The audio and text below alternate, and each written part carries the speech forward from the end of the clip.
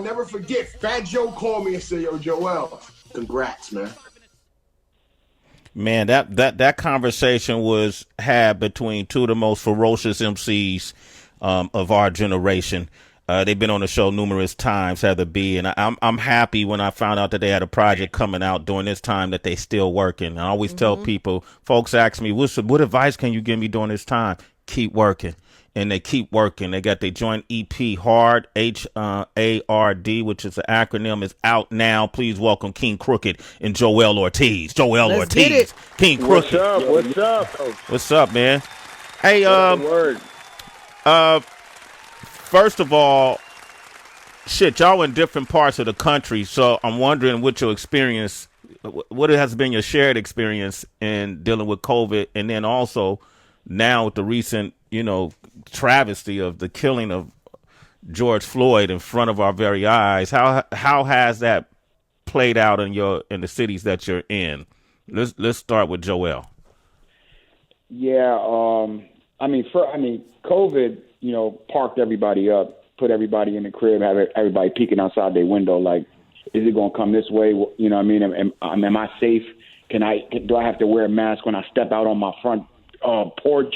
Like, it just spread fear, like big, heavy fear. I know amongst my family and friends, and then I lost dear friends. Put it like that. Like, I lost one of my homies, a high school teammate of mine when I was playing basketball. Terrence Erlington to COVID. I lost Rat Pierre and one of my best friends, Fred the Godson, to COVID. So my heart and spirit was already super heavy. You know what I'm saying? I was dealing with that, those losses in the crib, not being able to, mourn the way I'd like to, not being able to get around family and friends and share memories and things of that nature. So, I was already dealing with that. And then, the George Floyd thing, man, watching the way that guy, that murderer, you know what I'm saying, in Officer Clothing just straight took the life out of him without a care, it just added more heaviness, you know what I mean? And, my city is upside down, Sway. New York, the tri-state area is crazy, man. Like, they looting at an all-time high. People are angry. They burning things. They burning cop cars. They robbing, stealing. They doing whatever. Like, it's really nasty outside. It's Mad Max out there, man. And I hope everybody's staying safe, man. I hope everybody's staying safe. And I feel bad for the people that are out there trying to peacefully protest. But I do understand where the anger comes from. So there's a lot of emotion on my side, Sway, to be honest with you. Yeah. How you been coping with it? Are you talking to family members? And I'm not I'm not even interviewing you. I'm just curious because, I'm looking for coping mechanisms. You know what I mean? Sway, I'm going to be honest with you. Like, I'm somebody that deals with anxiety, and mine has been at an all-time high. Like, it's real rough for me. So the way I've been coping, I've been trying new stuff. Like, I do stretches. I've been trying yoga stuff on YouTube. I've been trying to do meditation, guided meditation by myself. I've listened to some of my favorite music that takes me back to a time, all this craziness. I've been noticing that friends of mine that are not phone people that are on the phone with me for hours. So I know we all going through it. You feel what I'm saying? So, staying connected with people that I love, trying not to be consumed with social media and trying to stay away from news channels that are, it's spot. So, just doing as much interacting with my family as I can and staying on the phone with friends and just trying, different mechanisms around the house, going for jogs. Staying a safe distance, of course, but, I dusted off my bike this weekend. I went on a nice bike ride with the headphones on, just doing different stuff, man, trying. Yeah, man. That's Joell Ortiz. He and Crooked Eye got the new EP, H.A.R.D, which is out now. Great listening. Like, the lyrical play, I don't know if Crooked told you, but last night I just started hitting them. Like, I was like, these motherfuckers. That's crazy you say that, Sway, because I was like, when I was listening to it, I loved it. Don't get it twisted. I love what we did. I love that EP. I love the energy on almost all those records for different reasons, but some of them are standing out now because they're lining up with the times. But, you know, I was like, you know, because anytime more than one member of Slaughterhouse does stuff together, I always second guess and wonder, like, do they just want us to bar out? You know what I'm saying? So I had that thought in my mind, but I'm so happy with the response. People really, really like it. You know, some records mean a lot to people right now, like Lose My Mind, Memorial Day, you know. So I'm happy that we created those records and we kept it where we were at. Lose My Mind is one of the realest songs. Like, both you guys really just get really deep in telling your story. Like, right. Shit, right. Man. It's some crook. I'm gonna get to you, but Joell, you know how he likes to hog the interviews. No. Just. but you know what, Sway, like, Lose My Mind feels the way it feels because I feel like we caught one of those zones where we was using the pen as therapy. I know I was for sure.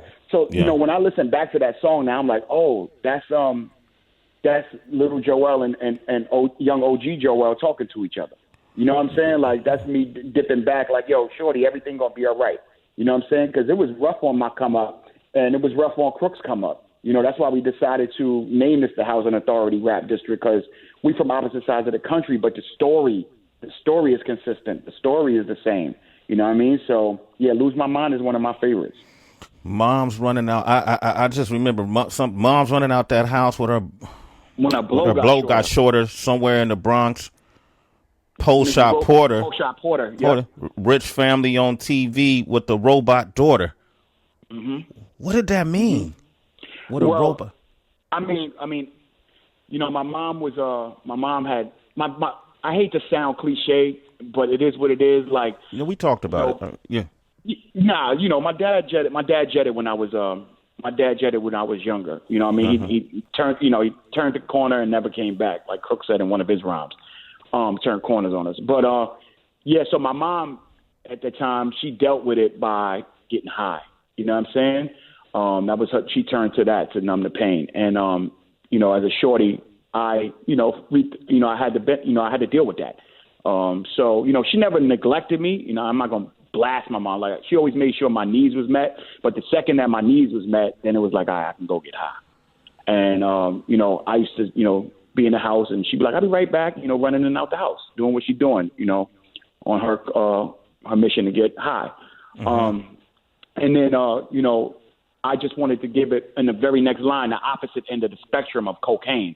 You know, my mom was on cocaine, and then you had, you know, Alpo, Rich Porter, you know, AZ and them up there in Harlem getting all the money in the world from cocaine and being neighborhood superheroes and coming through with European cars before they dropped it in America and doing all types of stuff. So, you know, the same thing that put me out in the street, kind of like, because I'm running around the street as a younger because my mom wasn't kind of paying all that attention.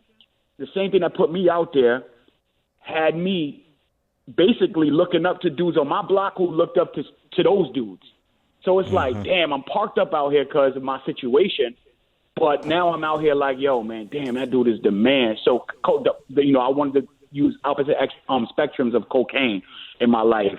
And then this Rich Families on TV with a robot daughter. I was talking about a television show that I grew up on called Small Wonder. And, there was a robot daughter named Vicky. And she was like a superhero. She would clean the house really fast, lift things up, do all types of stuff. And it was just, you know, privilege. You know, I'm sitting at home with my mom, you know, going in and out the house on a television that, you know, I got the hanger in or the matchbook behind the channel thing to turn it. And I'm watching Privilege on television. You know what I mean? Like, it was all those things wrapped into to the mind and spirit of a 10, 11-year-old. It's kind of crazy. You know what I'm saying? Yo, like, shit. And I deal with it now. You know, I deal with that stuff now. It don't go away. It doesn't go away. You got to do work to be able to even cope. That's why, you know, the pen is your therapy. You know what I mean? It's what you said. these kind of bars, Heather, like that's just one of the bars. He said some shit like nobody knows what it feels like in a real life.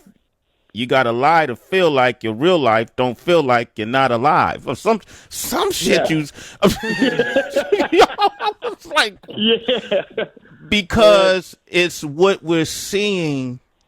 I think a lot of these younger artists going through it too with all of, with the social media, like they posting these lives up that they don't really live, or, you know what I mean? And it's almost like, at least that's how I'd interpret it. But meanwhile, there's so much shit going on inside of you that, you know, there's so much stuff going on inside that you create something on the outside that ain't really who you are, because on the inside, you don't even feel like you alive. What the? Yeah, dog. Yeah.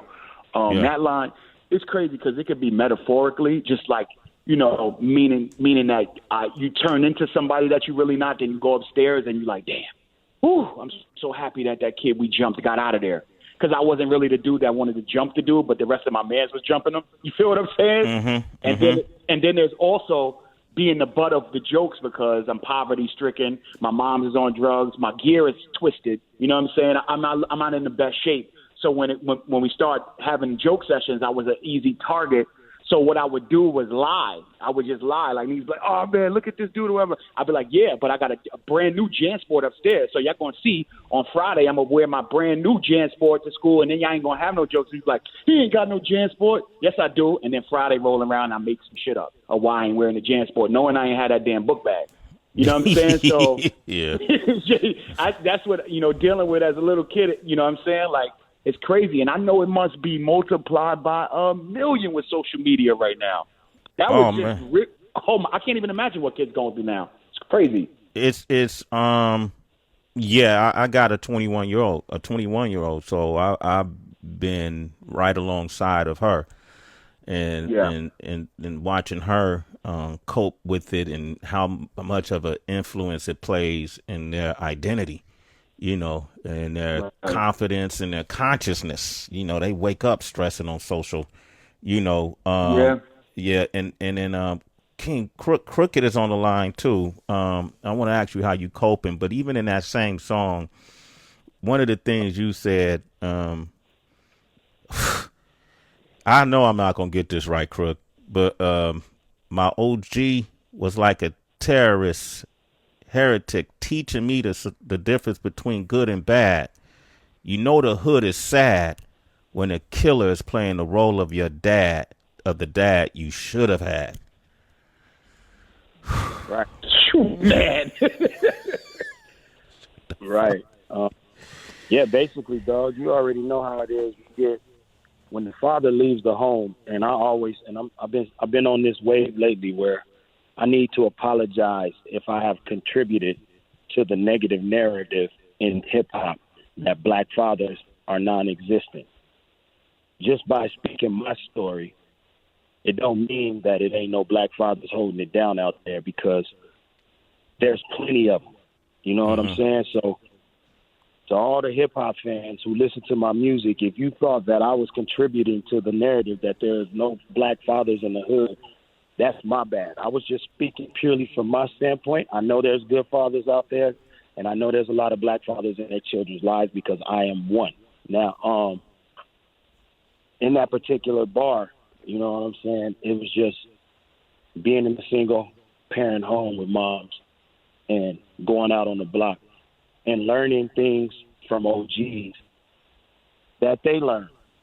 So I can't really fully blast them trying to teach me how to be a man, but it wasn't their job. And at the same time, the type of person that's teaching you to be a man is a killer, a drug dealer, a bank robber. You know what I'm saying? And they're instilling certain things into a young man's mind that shouldn't really be there, because it's all they know. So, looking back, and even now I talk to some of them, and they say, hey, man, that was just the only thing I knew. That was the only life I knew. You made it out. You feel me? Because they even know that they was teaching us some stuff that wasn't right. Now, some of the stuff was cool, but a lot of it wasn't right, and certainly shouldn't have been handed to a child to try to mentally digest. You know what I'm saying? So, yeah, is looking back in hindsight, we Yeah. were sitting in class with some cold killers. With some cold killers. But I'm a person that didn't have my father in my life as the youngest of three. My biological father wasn't there. It didn't affect me, maybe, or perhaps it did, and I just don't realize it. But when I became a father, my instinct, my impulse was to be there.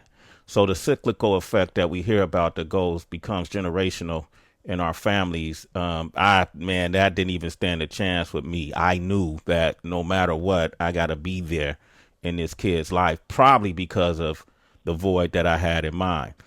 Right. Yeah. I don't know where that came from. Might have came from my grandfather. I'm not sure, but I broke the cycle.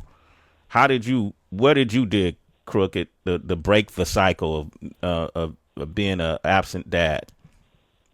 Man, I took on responsibility real young, Sway. You know what I'm saying? I took on the role of the man of the house. My older brother, he was out wilding.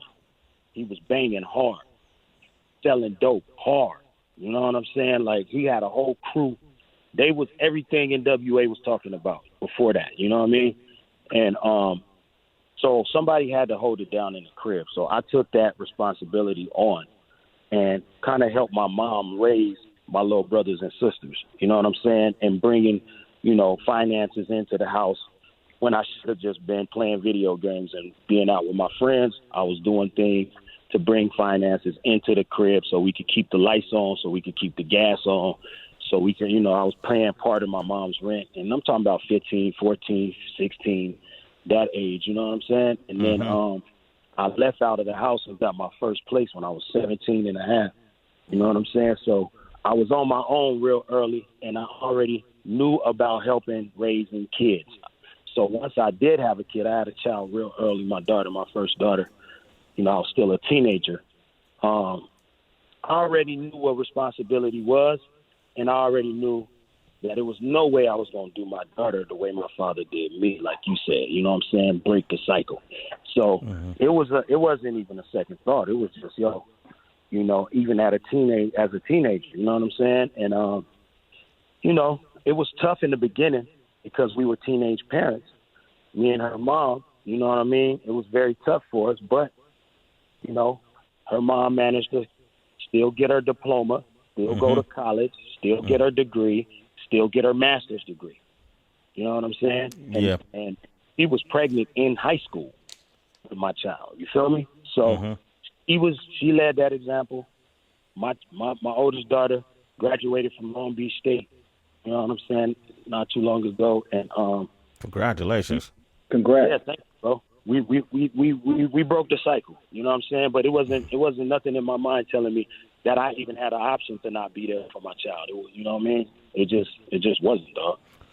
Oh, that's so fucking interesting. And we known each other 20 plus years, and I don't even think we ever I don't know if we even talked about that, did we? I don't even think we ever even touched on it. Yeah, I don't know, man. I don't know. But that's how it be, dog. Like, you know what I'm saying? Like, and it's a lot of black fathers out there, and I gotta just stress that, you know what I'm saying? Because I know that there's some people listening to hip hop and living vicariously through their favorite artists, and they're thinking that everybody in the hood don't got a father. It was plenty of fathers in the hood. You know what I mean? Like, I used to play sports, and I would see a lot of fathers lined up cheering their kids on. You know what I'm saying? And things of that nature. You know what I mean? So I just want to start doing some damage control on anything that I contributed. You see what I'm saying? Over these 20 years. I feel you on that, Crook, because I definitely have a lot of fond memories of being real little and some of my best friends being out there. We playing baseball, whatever, but the whole game turned up when his pops come down. They're like, yes, we got an adult playing with us too. I'm going to show him I can hit. I'm going to show him I can catch. You know what I mean? Like, so you absolutely right about that. It's great to see, like, the G-Herbal, some of these young dudes, the Baby, G-Herbal, even Travis Scott. You always see these guys posting with their kids, and those images to me are just as important as the images of the money phones. I never really got me a money phone yet. Joel ain't made that kind of money yet. I'm trying to get me one. Heather, I'm working on it, Heather. Money phone, right? I'm going to play Lose My Mind. This is off the EP H.A.R.D, and then open up the phone lines. HB, let you jump in on this, man. I just want to tap with these guys. Joell Ortiz and King Crooked are here. Here's Lose My Mind. Let us know what you think of this song. 888-742-3345. Woo, you hear that, Heather? I love it. Man, that's amazing. What an amazing song. That's called Lose My Mind featuring Black Soul. This is Joell Ortiz and King Crooked. Y'all been getting a lot of praise for this EP H.A.R.D. I'm trying to think. Somebody said Caddy Bump. I was reading your Instagram was one of the best produced songs in the history of hip hop. I was like, damn, let me put this song on. Who produced Caddy Bump? Was that Illmind? Who produced that? Yeah, that was Illmind back there, man. He's really a genius with the beats, and he could go. What I'm always shocked about him is his range. You know what I'm saying? Like the different levels and sounds that he can bring to the table, man. He's just one of those guys that's very gifted. I love having these guys on, Heather, because I know I'm doing the right thing. I'm in the right space when it comes to music. I don't know how you a lyricist, Heather, how these guys continuously come up with new, fresh lyrics to keep me interested and keep my wit challenged. Do you think they on steroids? Don't do that. Well, you know what I was thinking while I was listening to both of them speak, Crooked in terms of being a father, and Joel just in terms of how he grew up. And I wanted to say two things. You know, we keep hearing a lot of conversation about how people need to change the music and people need to do this and people need to do that. And one thing about the era that we appreciate so much is that I could speak for myself personally. The majority of us didn't grow up going to therapists, and music was our therapy. Like, we wrote about what we were dealing with. We wrote about it, and we didn't apologize for it. You know, people didn't understand why songs like Fuck the Police and, you know, Be a Father to Your Child, all these different songs came out because this was our therapy. We loved it. We grabbed onto it. So, Crooked, I hear you, but you don't have to apologize because whatever you were going through, you were just honest about it and you put it out there. And so many people, females as well, related to what you had to say. Joel, your honesty and the way that you always approach when you write, your pen game has been sick since day one. We appreciated that. You know, like, we understand that. So we had to get it out. You know what I mean? Like, you have to get it out. We didn't know to go to therapy. In fact, therapy was like taboo. We didn't know the word PTSD. We didn't know we were struggling from that. You know, your uncle died, your grandmama died, your uncle on crack, your aunt just passed out on the floor. Your mother tell you, don't tell your business. Don't tell nobody what's going on. You go to school, like, pretending that the shit never happened. You know, like, we always dealt with a lot. So we had to get that out there. We had to put it out there. And I think as they matured as men, when you asked Sway, like, how did Joel and Crooked, I think as they matured as men and Crooked became a father and all the different situations, you know, you learn to appreciate those stories more and refine it more. And then just having the experiences of being on stage and being in the studio, it's by the grace of God. You just, you know, you craft your art and your skill even more.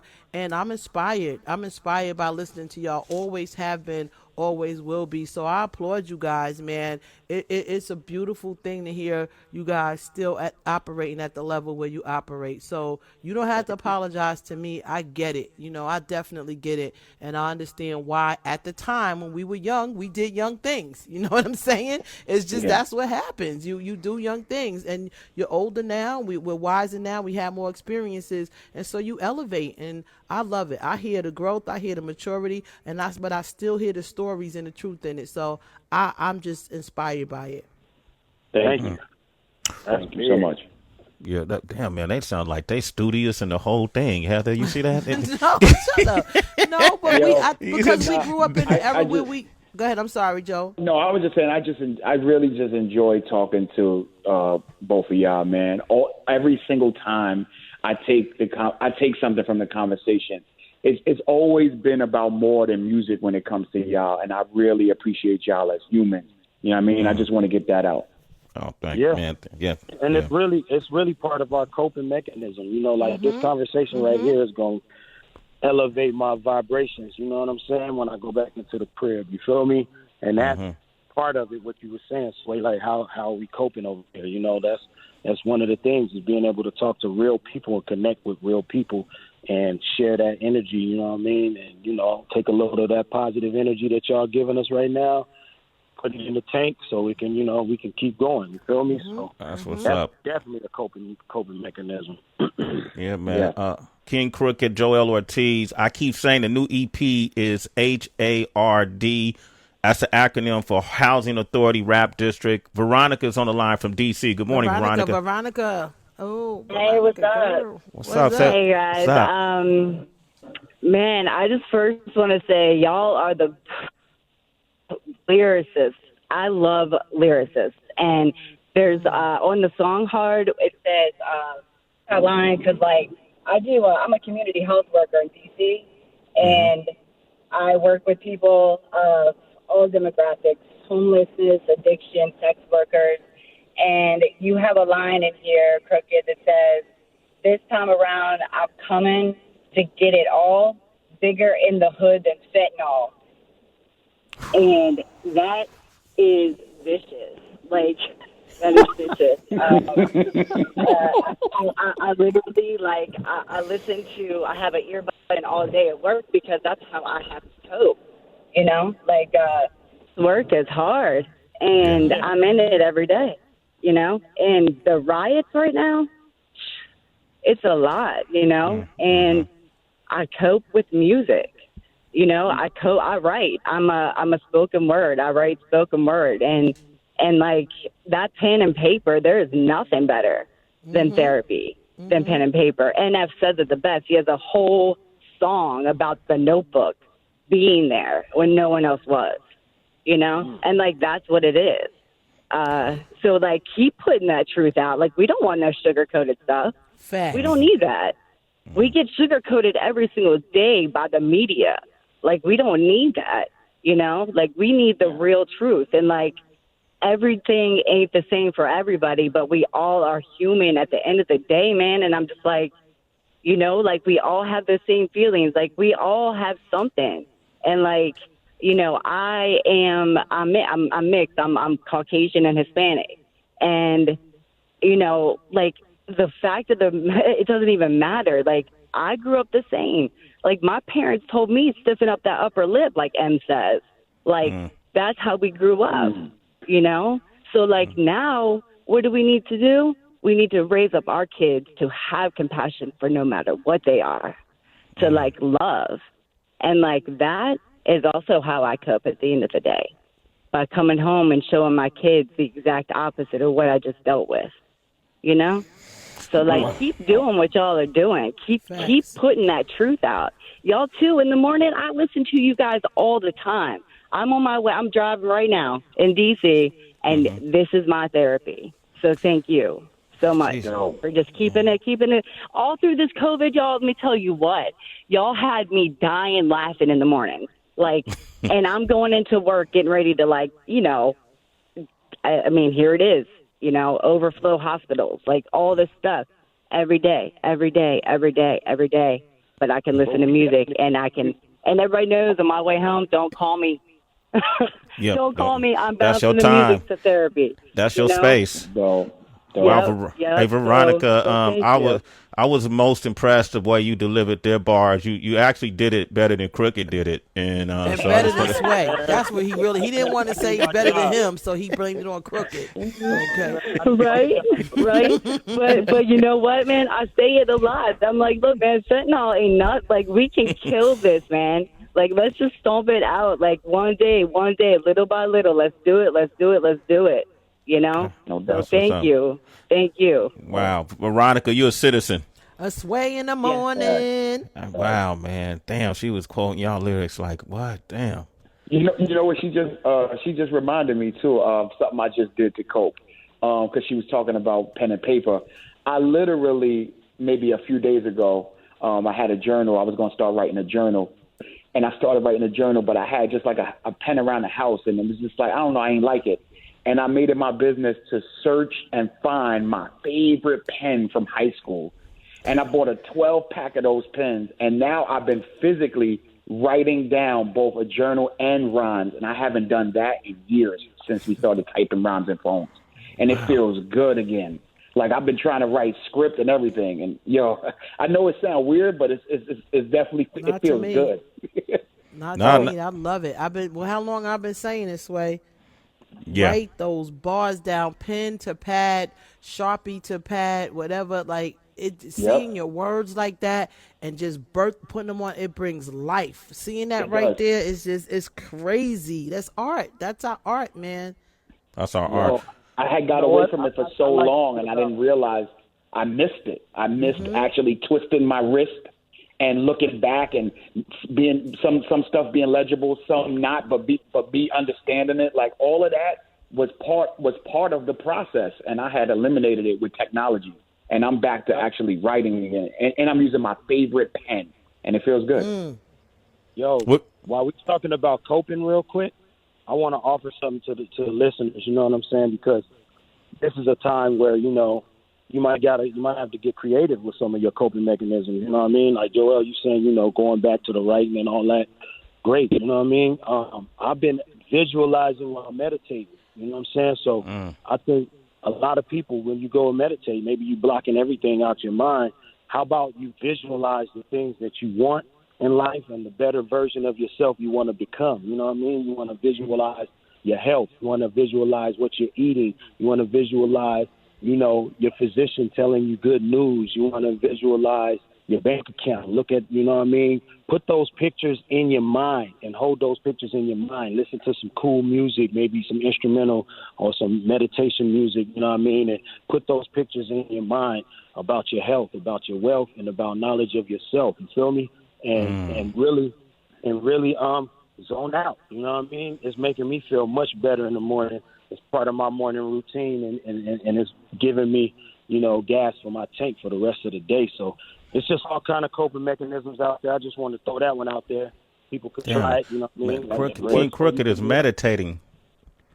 That's crazy. What do you think if you had discovered, like, I remember, I know this is going back, but what Heather was talking about, we were younger and we were all living with a lot of pain, that built up pain. And I'm just thinking of the death row days. I don't want to go into it too much, but it was what I remember about them days, Crooked. It was like a cloud of uncertainty anytime. It was beautiful. It was a couple things. It was amazing what these black men were able to accomplish and impact the world through music and creativity and telling their stories.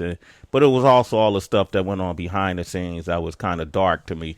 But I wasn't necessarily in the centerpiece of it. But if people had meditation back then and therapists back then, do you think it could have improved some of the relationships that fell out, that were destroyed, whether it was Dre and Suge, or Pac and Dre, whoever had the beefs at the Snoop and all of that? Do you think those things could have helped? Yeah, I do, because back then when I was on Death Row Records, man, and they were in the rebuilding process, Lisa Left Eye Lopez, rest in peace, she was on the label too. And she was bringing that vibe that you're talking about to the label. You know what I'm saying? And I was noticing things changing. She brought Dr. Sabi to the label. That's how she introduced me to Dr. Sabi, you know what I mean? And Sabi was at the label around all these, you know what I mean, Death Row employees, members, affiliates, from the street side, all in the music side. And Dr. Sabi is in there telling them how to balance their health. Lisa is in there telling them what teas and what kind of, things they need to do on, like, just nurturing people on some motherly love type tips. So she was really bringing that kind of a vibe to the label, and I was noticing things changing little by little. You know what I'm saying? So imagine if we could have kept that wave going You know, because I was one of the people who asked Suge, yo, let's drop the death off of the name. We've seen enough death. You know what I'm saying? We go into funerals all the time. Let's get rid of that, man, or let's try to, you know. And he was thinking about it, and then, you know, he started saying the row, and he even made, like, you know, chains, platinum medallions with the row on them instead of death row. You know what I'm saying? So I feel like we were moving in a good direction, but you're absolutely right, dog. If there was more of that positive vibration over there, it could have probably turned into something where, you know, he's not where he's at right now, and the West Coast hip-hop is not where it's at as far as, you know, lack of representation on label situations. It was so taboo back then, man. Like, I think about it. Crooked is absolutely right, but it was so taboo when you talk about meditation and you talk about, and I remember Lisa, may she rest in peace, talking about Dr. Sabi, or she's the first person who I ever heard say that name. I had known she was talking about going to Honduras and doing all these different things. But you're right, Sway. I think it would have changed, but people were uncomfortable with talking about that kind of stuff. Well, I got to go talk to somebody. We made fun of people on the short bus and the yellow bus, and you got to go see somebody and all that. Like, we ain't, we ain't do that. Yeah, you was soft. Soft. You soft if, you know what I mean, you meditate, you soft, you this, you soft if you intelligent, you soft if you, or you show your intelligence. You know what I'm saying? So it just was a lot going on, but yeah, bro. Yeah, damn, shit. That's how the death got off of death row. That's that's crazy. I bring that up because times are the same when you think about death row and you think about what was going on in society and you think about Rodney King and you know think about what West Coast artists were talking about, things that were happening in the city, the relationship between police and those that they police. The criminal justice system, injustice in the justice system, all of these different conditions we have today were the same then. And so now the difference is some of us have kind of been around during these times of tragedy. And each time it comes, the way I work is, what did I learn from last time that was similar to this time? They're all their own individual tragedies. But what did I learn last time I felt this way? I learned that meditation and being in tune, silencing your mind and learning how to focus and being in tune helps you cope. And so you bringing that story about Death Row, who y'all were then, and Lisa Left Eye introducing that to who you are now and what you're doing for coping mechanisms shows growth that I think a lot of folks tuned in right now are going to benefit from. I want to thank y'all, man, for coming on the show. Joell Ortiz and King Crooked, man. Give them a round of applause, please. And then thank you. This is a great project. Ill Mind, Eric Sermon on it too, Heather. Justice League, Heat Makers, Apollo Brown. This is what I'm listening to right now. So whatever I was listening to prior, I'm moving it aside. No hate, but this is what I'm listening to right now. I still got to analyze a few songs. Guys, I was going to end with Lovely. I know H.A.R.D is dope. It's a bunch of dope ones. I felt like Lovely was fun, and it reminded me of Today is a Good Day, but y'all version. Wow. What Ice Cube, in a sense, it's his own song, but it just gave me a similar feeling. Unless y'all want to end with something else. Nah, man. Do what you feel, man. That's okay. Perfect. That's perfect. Okay. Go ahead, Joel. No, I was just saying, hey, lovely day. You know what I'm saying? My man Joel made his singing debut on the hook. You know what I mean? Getting them notes, you feel me? So let's play that for the people. They need to hear the beautiful voice of Joell Ortiz. Yeah, go ahead, knock it off, man. Yo, y'all are hilarious together. I hope y'all recorded some of them studio sessions because that sounds funny. Hey. Yeah, we had a good time in there, and rest in peace, man. Fred the Godson was there for the whole process, man. He was in the studio with us that whole week, man. That guy, man. Fred energy. Got that good Fred energy on there, man. Yeah, It does. And Joel, Crooked, tell Joel what I texted you last night. Oh yeah, I already told him. Oh, I told okay. him, you know what I'm saying, that you was hitting us about the different songs, and You know what I mean? How you was feeling it, and I said Lose My Mind, Lovely Memorial. Yeah. You said that we work well together. You know what I'm saying? And but we both hold our own. You know, and that was much appreciated, man. Look, Sway, you've been in it a long time, bro. You know, I ain't got to tell everybody that, but we already know that through your platform, people like Eminem, you know, people like, you know, Cannabis back in the day, Planet Asia, Wu-Tang members, you know, you gave them a voice when a lot of mainstream radio was not giving that voice to people that was spitting lyrics. You know what I mean? So you are certified in that department. So when you say, you know, hey, man, I'm digging this, I'm digging that, it means a lot to us because we know your pedigree. It mean a lot to me because I like to get excited about music, and I feel good about some music, and some music I go, okay, I see how it could work. But when I feel like when music make me a fan, you know what I mean, Heather? Like, this ain't got nothing to do with me playing a song. This is me listening to a song. You know what I mean? I'll get to playing it. I appreciate it, man. Joell Ortiz and King Crooked, man, keep doing what you're doing. Get the new EP, guys. It's called H.A.R.D, and it stands for Housing Authority Rap District. We got Trey the Truth up next. It's Sway in the Morning, Shade 4-5.